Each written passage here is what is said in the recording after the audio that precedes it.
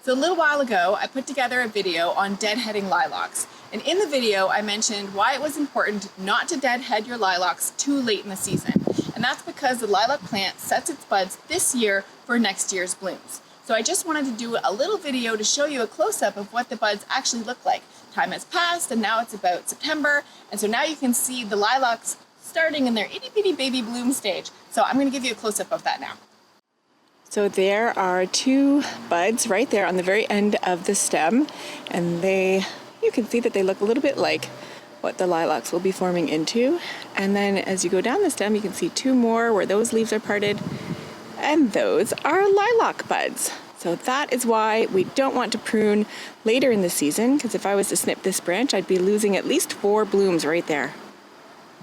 So that's it, nice and short and sweet. Those are the lilac buds, and we're really hoping for lots of beautiful blooms next spring. If you like this video, please give me a thumbs up, and if you'd like to see more, feel free to subscribe. Thank you so much for watching.